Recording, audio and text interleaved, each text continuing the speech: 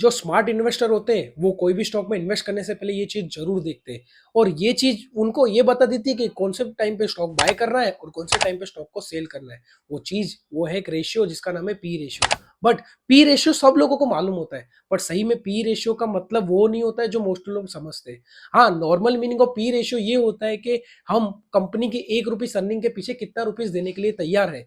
वो उसका अपना वैल्यूएशन के हिसाब से निकलता है कि मार्केट प्राइस पर शेयर जो होता है उसको डिवाइड बाय हम ईपीएस से करते हैं, तो कंपनी का हमको मिल जाता है पी रेशियो। अब पी रेशियो का मतलब ये नहीं होता है कि पी रेशियो इंडस्ट्री वैल्यू से हाई है तो मतलब वो कंपनी खराब है, और पी रेशियो इंडस्ट्री वैल्यू से कम है तो कंपनी अच्छी है।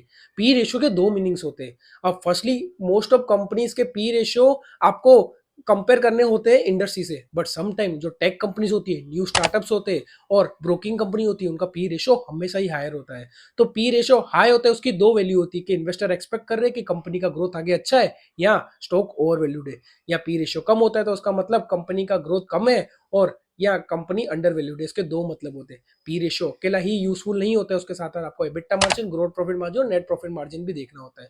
हम पी रेशियो के एग्जांपल ले लेते हैं, लाइक रिलायंस का पी रेशियो देखने जाए तो उसका पी रेशियो तो बहुत सारी पीएसयू कंपनी से भी ज्यादा है, और अपने कोल इंडिया का पी रेशियो हमेशा ही कम रहता है। तो इसका मतलब ये नहीं है कि दोनों कंपनी में ग्रोथ नहीं है। पी रेशियो को देखने का तरीका अलग होता है। कंपनी का पी रेशियो इंपॉर्टेंट है, पर साथ साथ में उसकी ग्रोथ देखना, फ्यूचर के प्रोस्पेक्टस देखना भी जरूरी है। तो न्यू स्टार्टअप्स में जब आईपीओस में इन्वेस्ट करने जाते हो तो उसका पी रेशियो के बेस पे उसको जज मत किया कीजिए, जो लेंस कार्ड में मोस्ट ऑफ लोगों ने किया था।